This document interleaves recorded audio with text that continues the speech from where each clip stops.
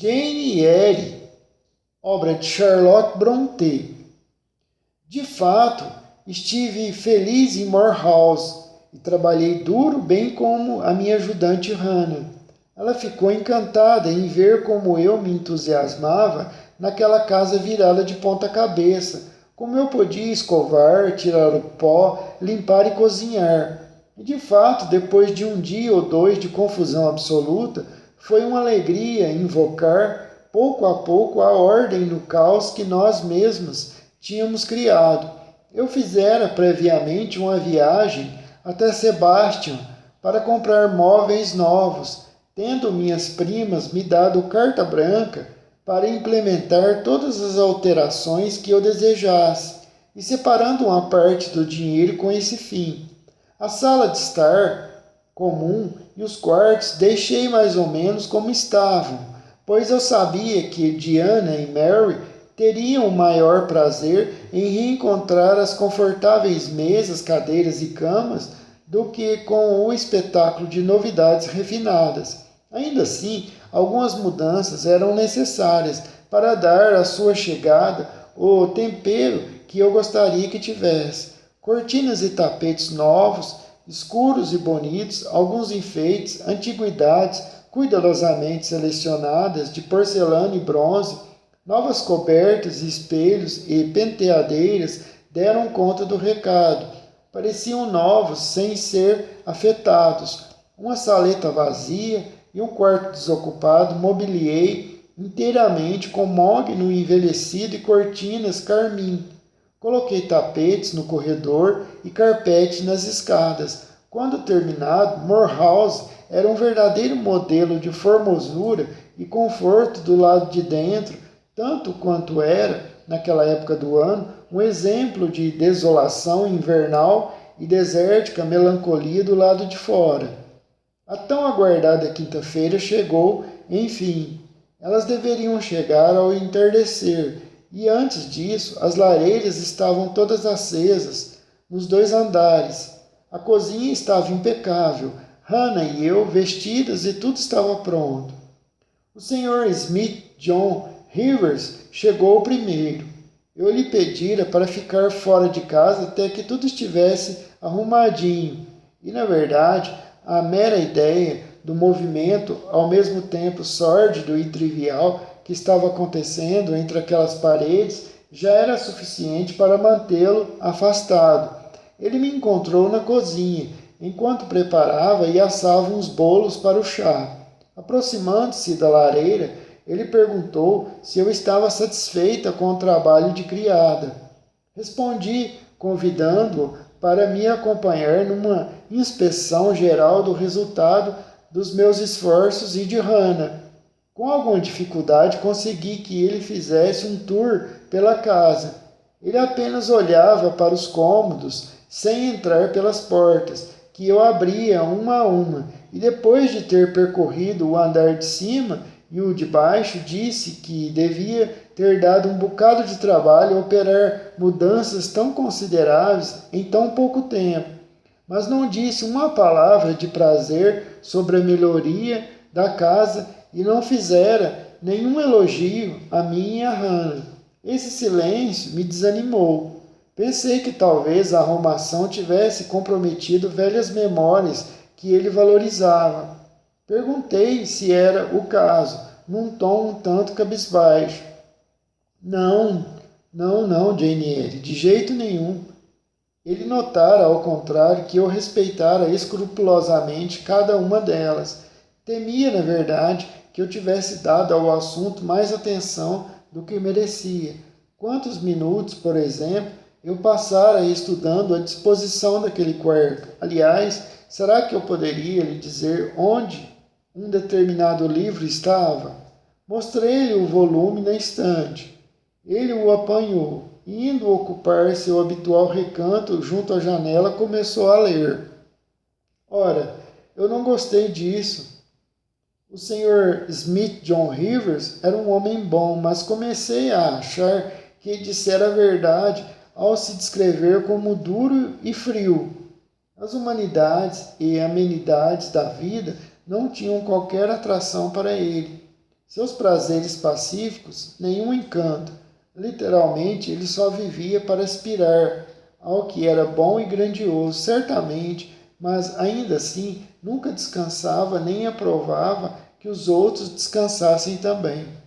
Olhando para a sua testa altiva, imóvel como pedra branca, e para os belos traços do seu rosto, enquanto lia, percebi, de repente, que ele dificilmente daria um bom marido, e que seria uma provação ser sua esposa. Compreendi como que, através de uma inspiração, a natureza do seu amor pela senhorita Rosanna Oliver. Concordei que não passava de um afeto dos sentimentos. Entendi como ele se sentia diminuído pela influência febril que esse amor exercia sobre ele, como desejava sufocá-lo e destruí-lo, como sempre haveria de duvidar que aquele fosse o caminho para a felicidade permanente, tanto sua quanto de Rosanna Oliver. Vi que ele era feito do mesmo material com que a natureza cria seus heróis, cristãos e pagãos, seus legisladores, seus estadistas, seus conquistadores. Um baluarte inabalável disposto a suportar o peso de grandes feitos, mas ali, ao lado da lareira, era apenas uma pilastra fria e pesada, soturna e fora de lugar. Esta sala não é o seu lugar, refleti. A cadeia dos Himalaias, ou a pradaria dos Cafres, e até mesmo o pântano, amaldiçoado pelas pragas na costa da Guiné, seria mais propício. Ele pode muito bem se apartar da mansidão da vida doméstica. Não é seu elemento. É um estranho nesse elemento. Aqui seus dons ficam estagnados, não tem como se desenvolver ou se revelar plenamente. É num cenário de conflito e perigo, onde a coragem é posta à prova, a energia exercida e a força moral empenhada, que ele deve falar e atuar, líder e superior. Uma criança feliz estaria melhor do que ele neste lar. Ele tem razão ao escolher a carreira de missionário. Vejo isso agora. Eles estão chegando. Elas estão chegando. Elas estão chegando, exclamou Hannah, abrindo a porta da sala. No mesmo instante, o velho Carlo latiu alegremente. Corri lá para fora. Já estava escuro agora, mas podíamos ouvir o barulho de rodas. Logo Hannah acendeu um lampião. O veículo parou diante da portinhola. O cocheiro abriu a porta. Um vulto bastante conhecido saiu primeiro, depois outro. Em um minuto, eu tinha o rosto enterrado debaixo de seus chapéus, sentindo primeiro a face macia de Mary, depois os cachos fartos de Diana. Elas riram, beijaram a mim e depois a Hannah, acariciaram o cachorro Carlo, que estava quase enlouquecido de alegria ao ver as duas donas. Perguntaram ansiosamente se estava tudo bem e, diante da resposta afirmativa, entraram depressa em casa. Tinham o corpo enrijecido da longa e trepidante viagem desde Itcross e frio devido ao gélido ar noturno, mas seus belos rostos se iluminaram diante da acolhedora lareira. Enquanto o cocheiro e Hannah traziam as malas, elas perguntaram por Smith John Rivers. Nesse momento ele entrou, vindo da sala de estar. As duas atiraram os braços em volta do pescoço do irmão ao mesmo tempo. Ele deu um beijo contido em cada uma delas, disse em voz baixa algumas palavras de boas-vindas, ficou ali por um momento conversando com as irmãs e então, dizendo que imaginava que fossem logo se juntar a ele na sala de estar, retirou-se como que para um local de refúgio. Eu acendera as velas para que subíssemos, mas Diana precisava dar ordens relativas à hospedagem do cocheiro. Feito isso, ambas me seguiram. Ficaram encantadas com a reforma e a decoração dos seus quartos, as novas cortinas e tapetes e os vasos de porcelana em cores vivas. Expressaram sua gratidão abertamente. Tive a alegria de sentir que as mudanças estavam exatamente de acordo com seus desejos e que meu esforço acrescentara um vívido encanto à sua alegre volta ao lar. Aquela noite foi encantadora.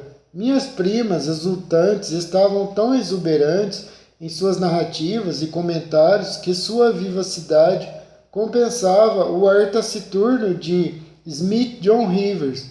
Ele estava sinceramente feliz em ver as irmãs, mas não tinha como compactuar com seu ardoroso fervor e sua desmedida alegria.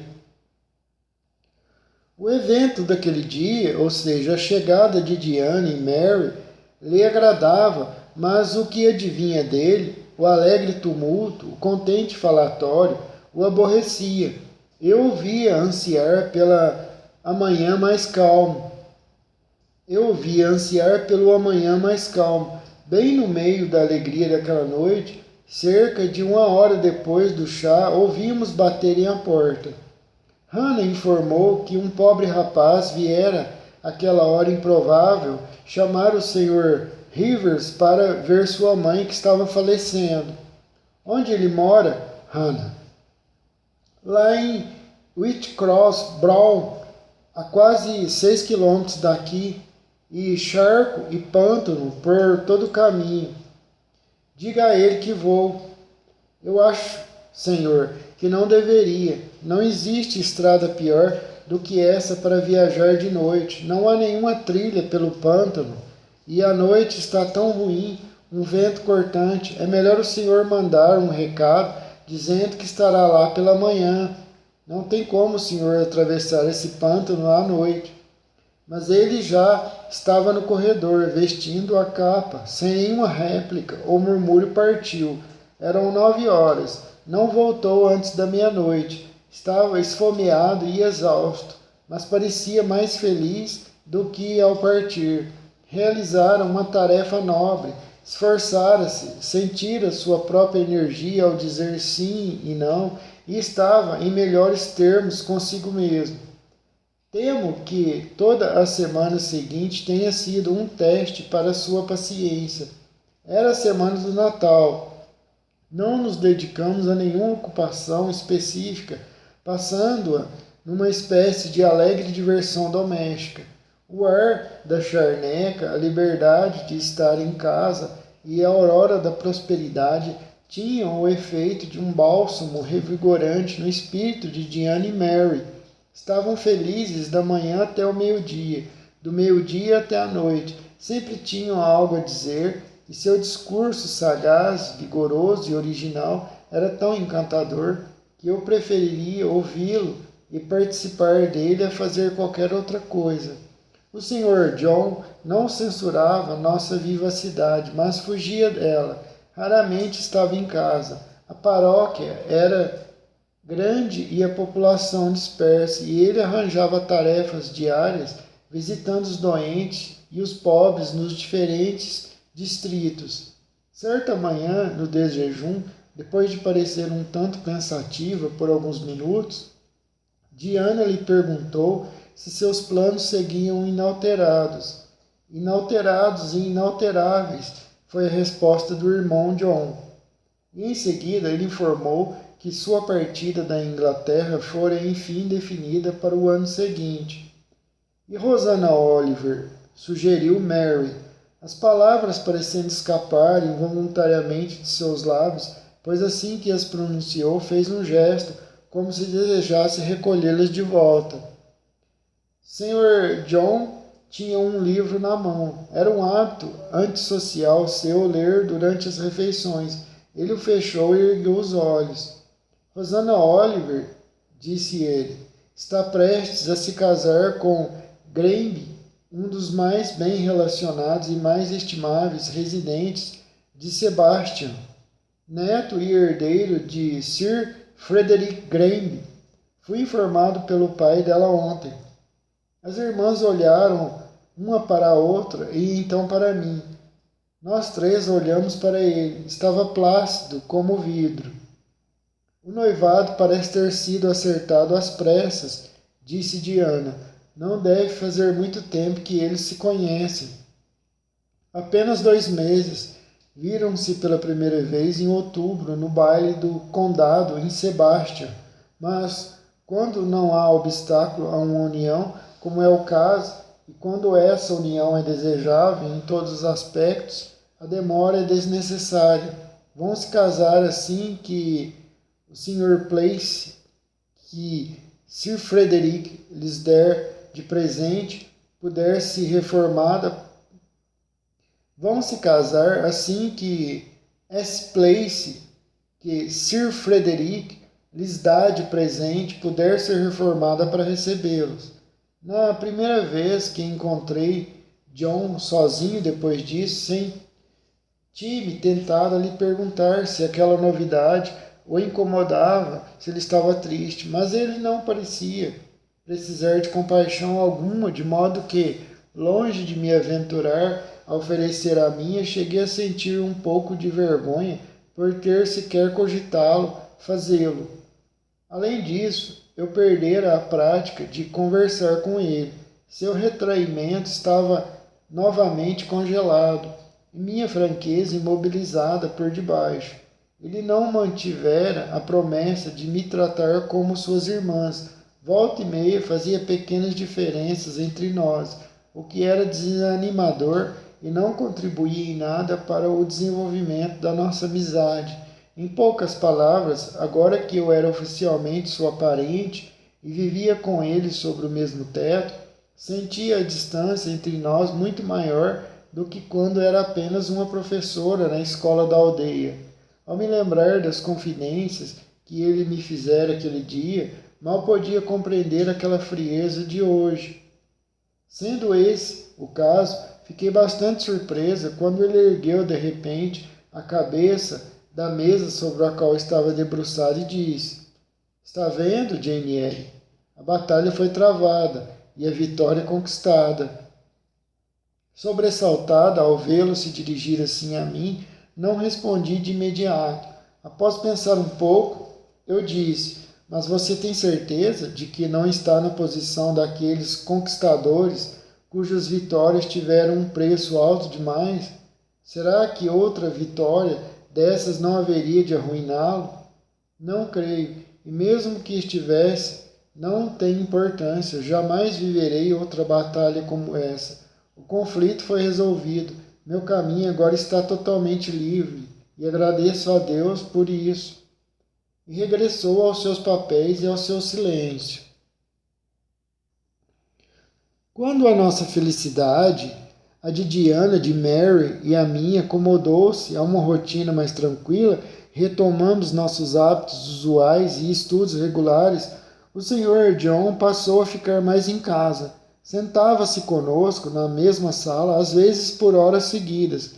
Enquanto Mary desenhava, Diana se concentrava num curso de leitura enciclopédica que tinha, para minha surpresa, feito, e eu me empenhava no alemão e me dedicava a uma mística tarefa sua, alguma língua oriental cujo domínio considerava necessário aos seus planos. Assim, ocupado em seu refúgio habitual, ele parecia bastante tranquilo e absorto, mas aqueles olhos azuis, por vezes, deixavam a gramática estrangeira e perambulavam pela sala, fixando-se em nós com uma intensidade curiosa. Se descoberto, recolhia-se instantaneamente, mas sempre acabava voltando perscrutador à nossa mesa. Eu me perguntava o que aquilo significava. Pensava também na satisfação pontual que ele nunca deixava de demonstrar num evento que me parecia pouco significativo, minha visita semanal à escola de Morton. E ainda mais intrigada ficava eu quando, se o tempo estava desfavorável, nevava ou chovia ou ventava forte, suas irmãs insistiam para que eu não fosse, ele invariavelmente desdenhava daquela solicitude e me encorajava a cumprir a tarefa sem me incomodar com as intempéries. Jane não é uma jovem fraca, como vocês pensam, ele dizia. Pode suportar uma ventania na montanha, ou a chuva, ou alguns flocos de neve, tão bem quanto qualquer um de nós. Sua constituição é forte e flexível, mais adequada para tolerar o mau tempo do que muitas mais robustas. Quando eu voltava, às vezes bastante cansada e sofrendo com o clima, nunca ousava reclamar, porque sabia que aquilo iria irritá-lo. A força moral sempre lhe agradava. O oposto era um aborrecimento pessoal. Certa tarde, porém, pedi permissão para ficar em casa, porque realmente estava resfriada. Suas irmãs foram para Morton em meu lugar. Eu estava sentada lendo Schiller, ele decifrando seus intricados arabescos orientais. Quando passei de uma tradução a um exercício, por acaso olhei em sua direção. Vi-me então sob a mira dos olhos azuis sempre vigilantes. Por quanto tempo estava me observando, intensa e detalhadamente, eu não sei dizer. Aquele olhar era tão penetrante e, no entanto, tão frio que me assustei por um momento, como se estivesse naquela sala ao lado de algo sinistro. Jane, o que você está fazendo? Estudando alemão. Quero que desista do alemão e aprenda Hindustani. Não está falando sério. Tão a sério que preciso de fato que faça isso e vou lhe dizer por quê.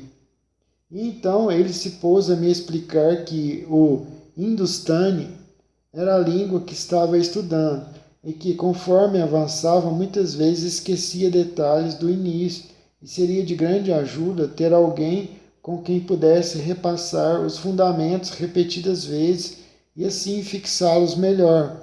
Disse que sua escolha oscilara por algum tempo entre mim e suas irmãs, mas que se decidira ao ver que das três eu era que podia se dedicar por mais tempo a uma tarefa. Será que eu lhe faria esse favor? Eu não precisaria fazer o sacrifício por muito tempo, pois faltavam apenas 3 meses para a sua partida. John não era um homem a quem se pudesse negar algo com facilidade. Cada impressão causada nele, de dor ou prazer, ficava gravada profunda e permanentemente. Consenti. Quando Diane e Mary voltaram, a primeira encontrou sua aluna transferida para o irmão. Riu, e tanto ela quanto Mary concordaram que John nunca as teria persuadido a fazer uma coisa daquelas. Ele respondeu em voz baixa: Eu sei. Achei um professor muito paciente, muito tolerante, mas exigente. Esperava que eu me esforçasse muito e quando eu correspondia às suas expectativas, ele demonstrava, ao seu modo, sua sincera aprovação. Aos poucos conquistou uma influência sobre mim, que me roubou a liberdade mental. Seus elogios e observações me coibiam mais do que sua indiferença. Eu já não podia falar ou rir despreocupada em sua presença, porque um instinto cansativamente inoportuno me lembrava que a vivacidade, pelo menos em mim, lhe era desagradável. Eu estava tão consciente de que apenas estados de espírito e ocupações relevantes eram aceitáveis, que quando ele estava por perto, todos os esforços para me dedicar a qualquer outra coisa se tornavam vãos. Eu caía vítima de um feitiço que me imobilizava. Quando ele dizia vá, eu ia, venha, eu vinha, faça isso e eu fazia. Mas aquela submissão não me agradava. Desejei muitas vezes que ele voltasse a me negligenciar.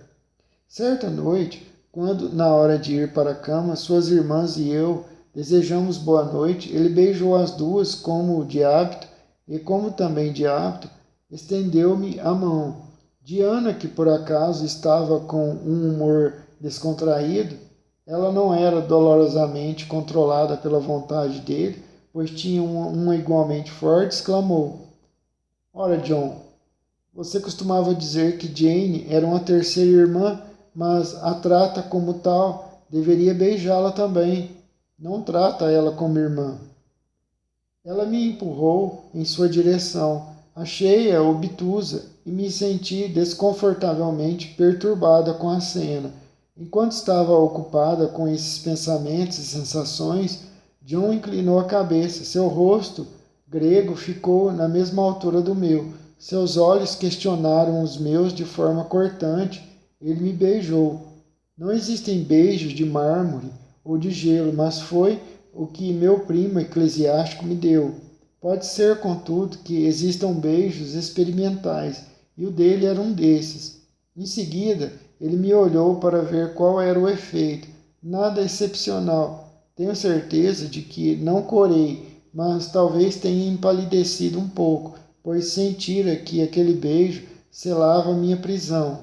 Ele não voltou a abrir mão da cerimônia depois disso, e a gravidade e quietude com as quais eu a acatava pareciam investi-la de uma dose de encanto aos seus olhos. Quanto a mim, a cada dia eu desejava agradar-lhe mais, mas para isso sentia que precisava renegar metade da minha natureza, sufocar metade das minhas vontades, desviar minhas preferências de seu rumo original e me forçar a perseguir objetivos aos quais eu não tinha qualquer propensão natural. Ele queria me preparar para um grau de elevação que eu não tinha condições de atingir.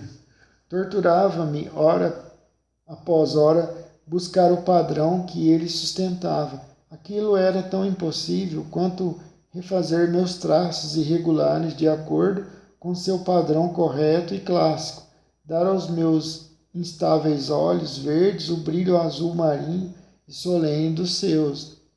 Não era apenas a sua autoridade, contudo, que me escravizava. Ultimamente estava sendo fácil demais ficar triste. Um mal corrosivo jazia no meu coração e secava minha felicidade na fonte, o mal do suspense. Talvez pense, leitor, que esqueci o Sr. Rochester em meio a tantas mudanças de lugar, fortuna, etc. Nem por um único momento sua memória ainda estava comigo, pois não era uma bruma que o sol pudesse dissipar, nem uma figura traçada na areia que tempestades pudessem levar. Era um nome gravado numa placa de aço, destinado a durar tanto quanto o mármore em que se inscrevia. O desejo intenso era uma placa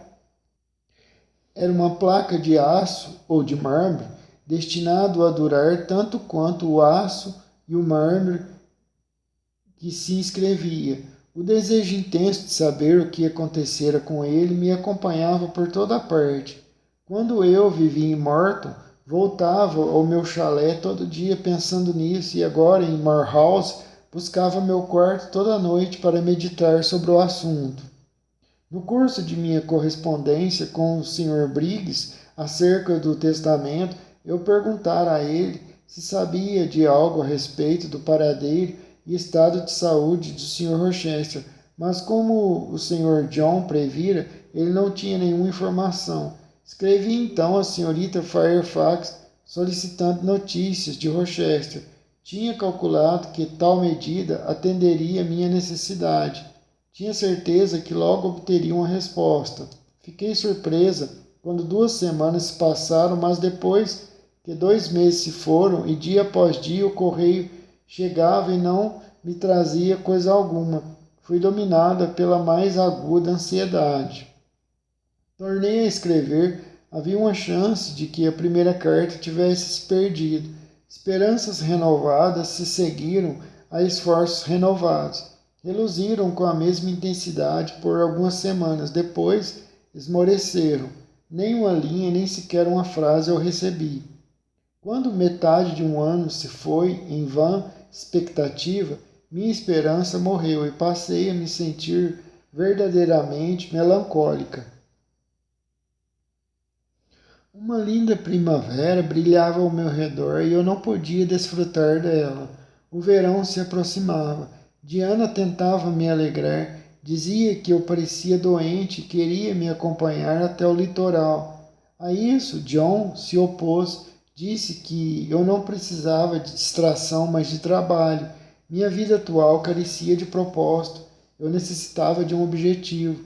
E suponho, a fim de suprir essas deficiências, ele estendeu ainda mais minhas aulas de Hindustani e ficou ainda mais exigente. E eu, como uma tola, não pensei em resistir a ele, não conseguia resistir. Certo dia, eu chegara aos estudos mais desanimada que o habitual.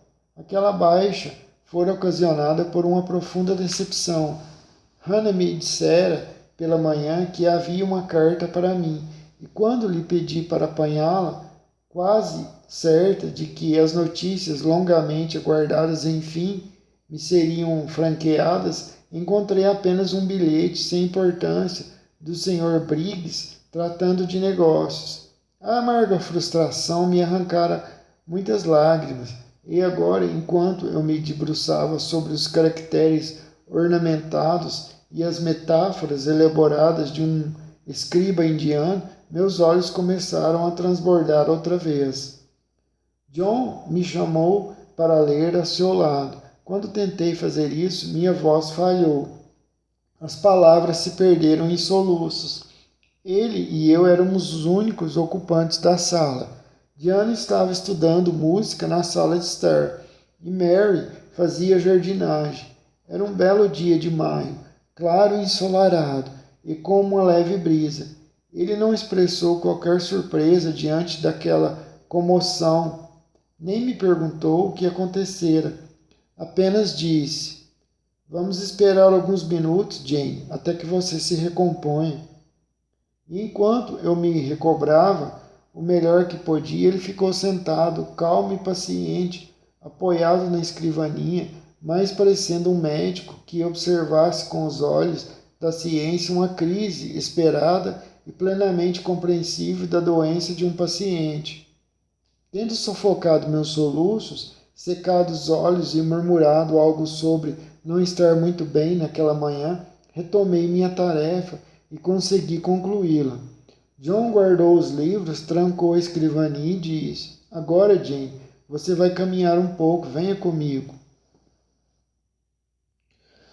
"Vou chamar Diane e Mary." "Não, Jane, só quero a companhia de uma pessoa esta manhã, e tem de ser você. Vista-se e saia pela porta da cozinha. Pegue a estrada na direção de Marsh Glen. Vou encontrá-la lá no instante." Não conheço meios termos. Nunca na vida conheci meios termos para lidar com temperamentos assertivos e rígidos, opostos ao meu, entre a submissão absoluta e a revolta assumida. Sempre observei fielmente a primeira até o momento de explodir muitas vezes com vulcânica veemência, e então passar a segunda. E, como nem as circunstâncias requeriam, nem o meu presente estado de espírito me predispunha à resistência, obedeci piamente às instruções do Sr. John. Em 10 minutos estava trilhando o caminho selvagem do estreito vale ao lado dele. A brisa soprava do oeste, varria as colinas, doce como o cheiro de urze e do junco. O céu estava de um azul imaculado. O riacho que descia pela ravina, caudaloso, com as recentes chuvas de primavera, corria abundante e cristalino, incorporando brilhos dourados do sol e tons de safira do firmamento. Conforme avançamos e deixamos a trilha, começamos a caminhar por uma relva macia coberta de musgo verde esmeralda, minuciosamente esmaltada com pequeninas flores brancas e amarelas parecidas com estrelas. As montanhas se fechavam sobre nós. O estreito vale, à medida que avançava, embrenhava-se em seu interior. "Vamos descansar aqui", disse John quando chegamos às primeiras rochas de um batalhão que guardava um desfiladeiro aos pés do qual o riacho se precipitava numa cachoeira e onde, um pouco mais adiante, a montanha se desnudava da relva e das flores, conservando apenas a urze como vestuário e o rochedo como ornamento. Onde o silvestre se tornava selvagem, o frescor dava lugar ao ameaçador, onde moravam a desolada promessa de solidão e um último refúgio para o silêncio. Sentei-me. John ficou de pé ao meu lado. Ele olhava para o desfiladeiro mais acima e para o vale lá embaixo. Seu olhar seguia com o riacho e voltava atravessando o céu sem nuvens. Seu olhar seguia com o riacho e voltava atravessando o céu sem nuvens que o coloria. Tirou o chapéu, deixou que a brisa agitasse seu cabelo e beijasse sua testa. Parecia em comunhão com o espírito daquele recanto. Com o olhar, despedia-se de algo. E hei de vê-lo outra vez, disse em voz alta, em sonhos, quando estiver dormindo junto ao Ganges, e depois, numa hora mais remota, quando outro sono me dominar na margem de um rio mais escuro. Estranhas palavras movidas por um estranho amor, a paixão de um patriota devotado por sua terra natal. Ele se sentou. Por meia hora não falamos, nem ele comigo, nem eu com ele. Ele então retomou. Jane, parto em 6 semanas. Já reservei um lugar no Rest Indiaman, que zarpa no dia 20 de junho. Que Deus o proteja, pois vai realizar seu trabalho, respondi. Sim, disse ele, essa é a minha glória e minha alegria, e minha missão. Sou servo de um Senhor infalível.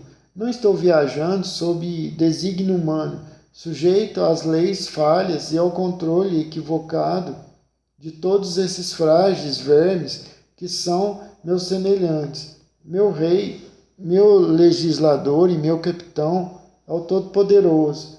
Parece-me estranho que todos ao meu redor não compartilhem da vontade de se alistar sobre o mesmo estandarte, de seguir a mesma empresa.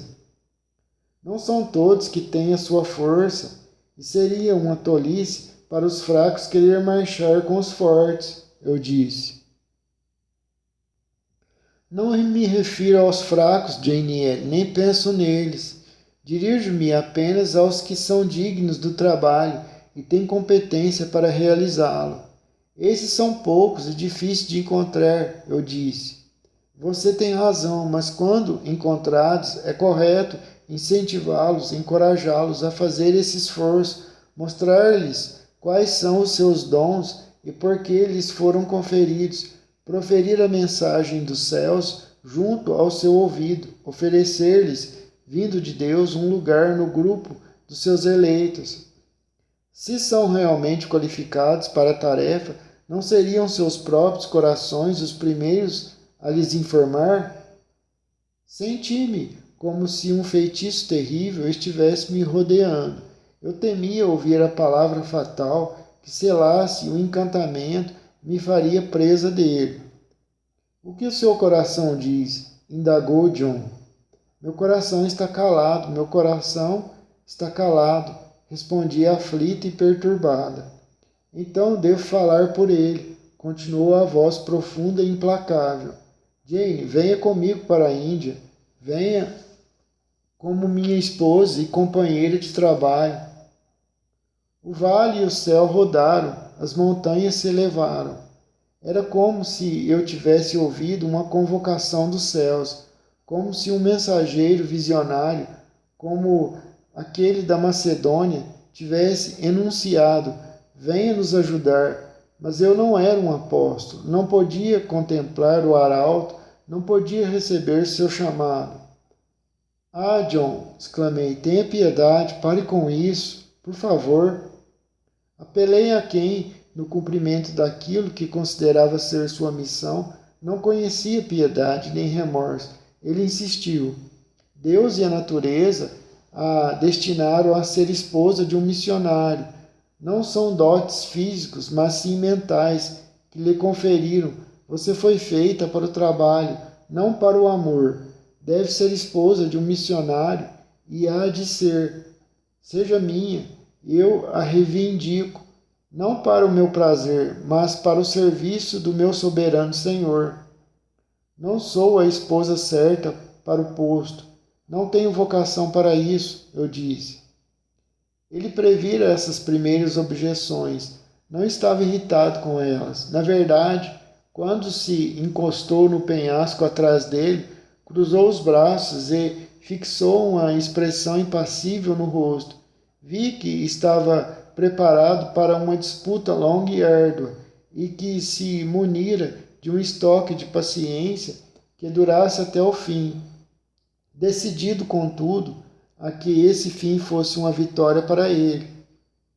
A humildade, Jane, disse ele, é o fundamento das virtudes cristãs. Você diz que não é a pessoa certa para o trabalho. E quem é? Ou quem, tendo recebido um chamado genuíno, acredita ser digno dele? Eu, por exemplo, não passo de pó e cinzas. Com São Paulo, reconheço ser o pior dos pecadores, mas não permito que essa noção da minha vileza pessoal me desencoraje.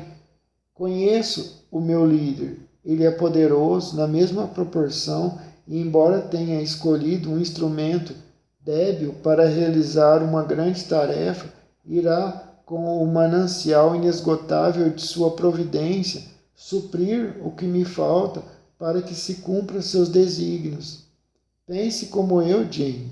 Confie como eu. É na rocha eterna que peço que se apoie.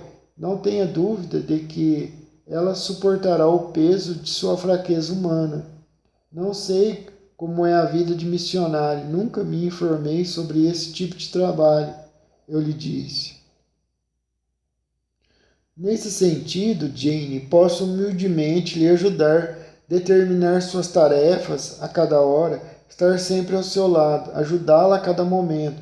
Isso eu poderia fazer no início.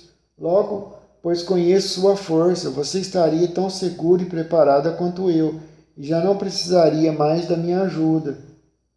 Mas minha força, onde está ela? Para essa missão não consigo senti-la. Nada se manifesta ou se comove em mim quando ouço você falar. Não sinto uma chama se acendendo, o pulso acelerando, uma voz me aconselhando ou encorajando. Gostaria que você pudesse ver como minha mente está como um calabouço escuro, com um único medo encolhido num canto e aguilhoado nas profundezas, o medo de ser persuadida por você a tentar o que não tenho condições de realizar. Tenho uma resposta para você, ouça. Venho observando-a desde que nos conhecemos. Faz 10 meses que você é meu objeto de estudo. Testei-a durante esse tempo de formas variadas. E o que foi que vi e deduzi?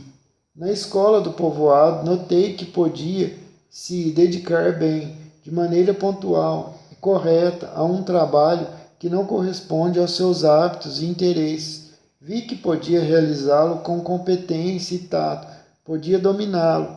Na calma que demonstrou ao saber que se tornara subitamente rica, li uma mente livre do vício de Demas.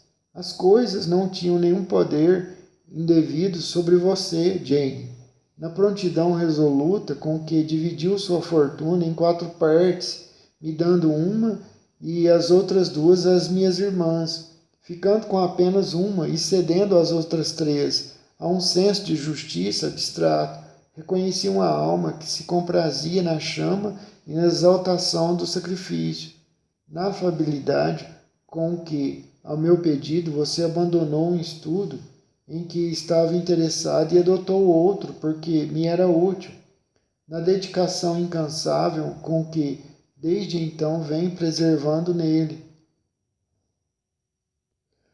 Na dedicação incansável com que, desde então, vem perseverando nele, na energia infatigável e serenidade inabalável com que vem enfrentando suas dificuldades. Reconheço as qualidades que procuro, Jane. Você é dócil, diligente, abnegada, fiel, constante e corajosa, muito cordial e muito heróica. Não deixe de confiar em si mesma. Eu confio em você, Jane, e sem reservas. Como diretora de escola na Índia e ajudante entre as mulheres, sua ajuda será para mim inestimável. Minha mortalha de ferro se contraía sobre meu corpo. A persuasão avançava a um passo lento e seguro. Eu podia fechar os olhos tanto quanto quisesse. Aquelas últimas palavras haviam conseguido abrir um caminho que até então parecia bloqueado em meu interior. Meu trabalho, que parecia tão vago, tão irremediavelmente difuso, foi se condensando à medida que John falava e por fim assumiu uma forma definida, moldada por suas mãos. Ele esperava uma resposta. Pedi um quarto de hora para pensar antes de me arriscar a dizer qualquer outra coisa. Claro que sim, ele respondeu e, levantando-se, caminhou desfiladeiro acima, jogou-se no monte de Urze e ali ficou imóvel. Posso fazer o que ele quer. Sou obrigada a ver e reconhecer isso, meditei. Isto é, se a vida me for poupada, sinto que a minha existência não vai se estender muito sob um sol indiano. E daí? Ele não se importa com isso. Quando chegasse a hora da minha partida, haveria de me entregar com toda serenidade e santidade ao Deus que me criou. A situação está muito clara. Ao deixar a Inglaterra, eu deixaria uma terra amada, mas vazia. O Sr. Rochester não está aqui. E se estivesse, o que isso significa? O que jamais haveria de significar para mim? Minha questão é viver sem ele. Nada mais absurdo ou mais doentio do que me arrastar dia após dia, esperando alguma impossível mudança nas circunstâncias que me reunisse a ele. É claro, como John já disse, que devo buscar outro interesse na vida para substituir o que perdi. Não é a ocupação que ele está me oferecendo de fato a mais gloriosa que o homem pode assumir ou que Deus pode designar?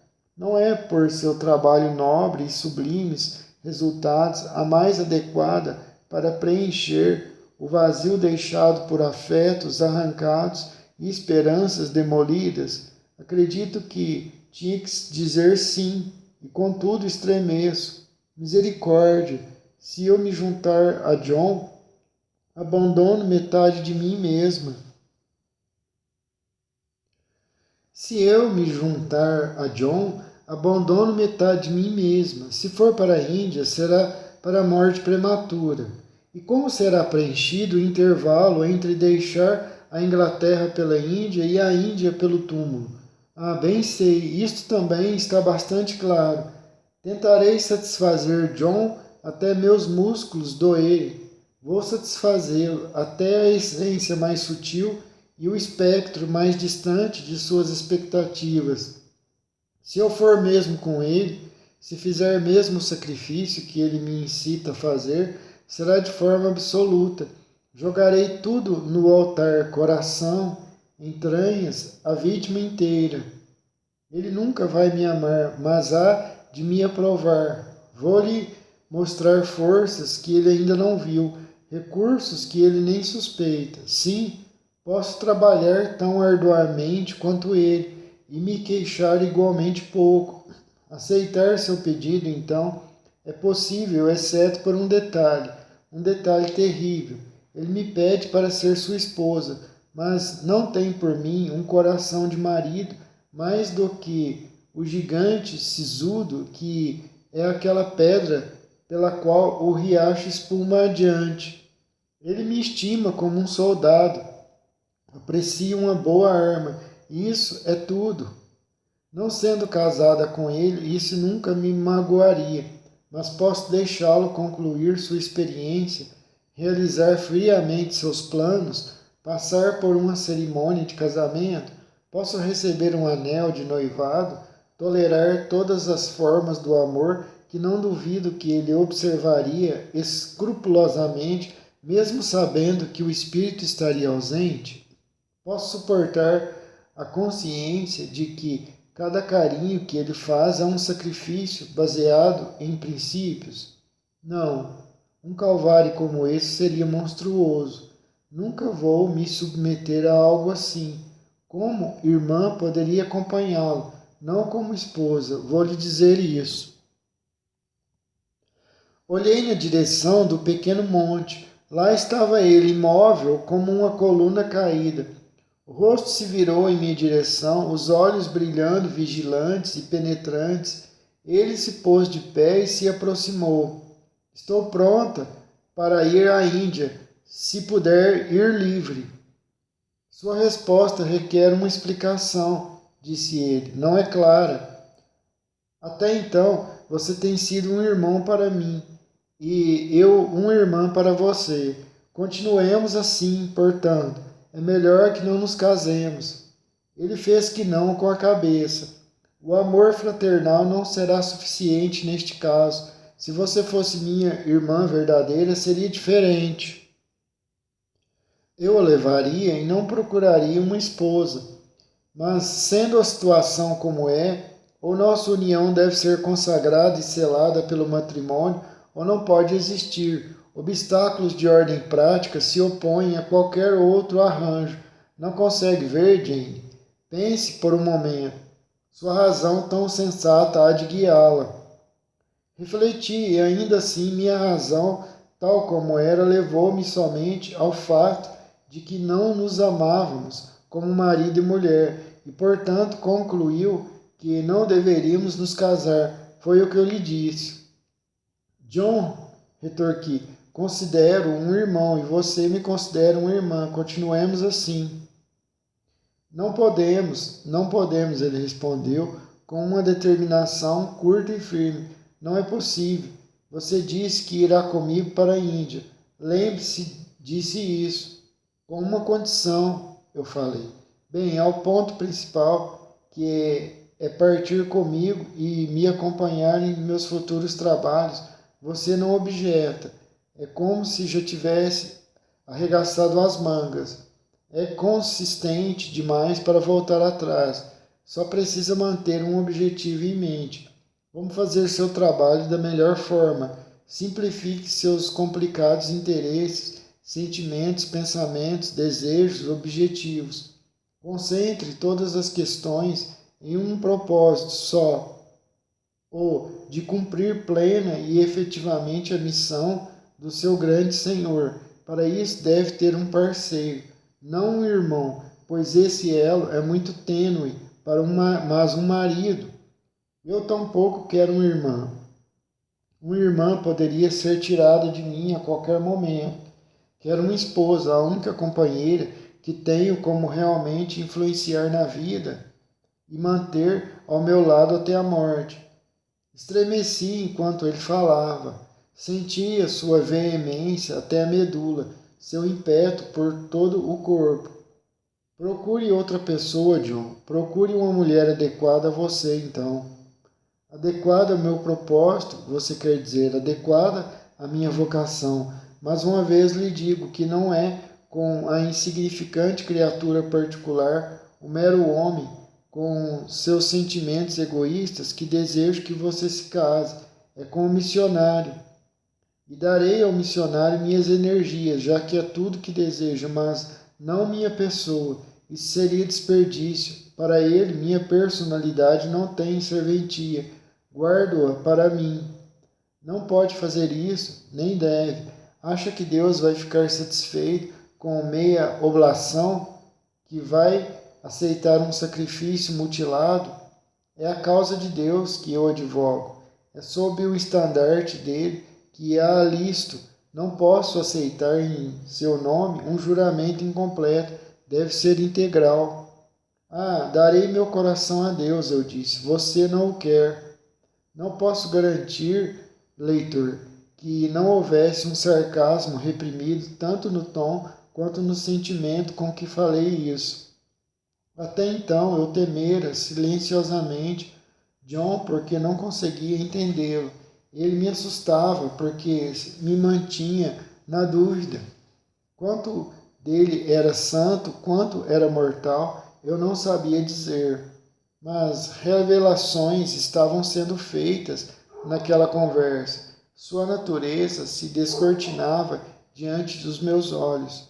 Vi suas fraquezas, compreendi-as, entendi que ali onde estava, sentada naquele chão coberto de urze e com aquela bela figura diante de mim, eu estava diante de um homem tão falível quanto eu. Caiu o véu de sua rigidez e de seu despotismo. Sentindo nele essas qualidades, assimilei sua imperfeição e ganhei coragem. Eu estava ao lado de um igual, alguém com quem podia argumentar, alguém a quem, se assim me conviesse, poderia resistir. Ele havia ficado em silêncio depois da minha última frase, e arrisquei encarar seu rosto. Seu olhar fixo em mim expressava ao mesmo tempo grave surpresa e aguda curiosidade. Ela está sendo sarcástica, e sarcástica comigo. Parecia dizer: o que isso significa? Não nos esquecemos de que este é um assunto sério, ele disse, não muito depois. Um assunto que não podemos considerar ou tratar levianamente, sem incorrermos em pecado. Acredito em você, Jim, quando diz que dará seu coração a Deus. É tudo o que quero, uma vez tendo arrancado o coração do meio dos homens e o confiado ao seu Criador. O triunfo do reino espiritual na terra será o seu principal deleite e esforço. Estará pronta para fazer o que quer que possibilite esse fim. Verá que, impeto, terão seus esforços e os meus com nossa união física e mental pelo casamento, a única união que confere um caráter de permanente conformidade aos destinos e desígnios do ser humano. E, superando todos os pequenos caprichos, todas as dificuldades triviais e sentimentos menores, todos os escrúpulos com relação ao grau, tipo, intensidade ou suscetibilidade de meras inclinações pessoais, vai querer tomar seu lugar nessa união o quanto antes. Vou mesmo, eu disse cortante, e olhei para o seu rosto de traços tão belos, mas estranhamente intimidantes, em sua rigidez, para sua fronte imperiosa, mas não aberta, para os seus olhos brilhantes e profundos, e intensos, mas nunca suaves, para o seu corpo alto e imponente, e me imaginei sua esposa. Nunca daria certo. Como sua auxiliar, sua colega, tudo estaria bem. Eu atravessaria oceanos com ele nessa condição, trabalharia com ele nesse ministério, sob sóis orientais, em desertos asiáticos, haveria de admirar e copiar sua coragem e devoção e vigor. Me submeteria sem protesto ao seu comando, sorriria imperturbável diante de sua ambição impossível de dissuadir, separaria o cristão do homem, estimaria profundamente o primeiro, perdoaria espontaneamente o segundo. Muitas vezes sofreria, sem dúvida, ligado a ele somente nessa condição. Meu corpo estaria sob um jugo bastante rigoroso, mas minha mente e meu coração estariam livres. Eu sempre teria meu íntegro ao qual regressar, meus sentimentos naturais e livres aos quais me voltar em momentos de solidão. Haveria recantos em minha mente que seriam somente meus, que ele nunca conheceria, e sentimentos florescendo ali, frescos e abrigados, que sua severidade nunca poderia fazer murchar, nem sua aguerrida marcha de soldado pisotear. Ele havia ficado em silêncio depois da minha última frase, e arrisquei encarar seu rosto. Seu olhar fixo em mim expressava ao mesmo tempo grave surpresa e aguda curiosidade. Ela está sendo sarcástica, e sarcástica comigo, parecia dizer: o que isso significa? Não nos esquecemos de que este é um assunto sério, ele disse, não muito depois, um assunto que não podemos considerar ou tratar levianamente sem corrermos em pecado.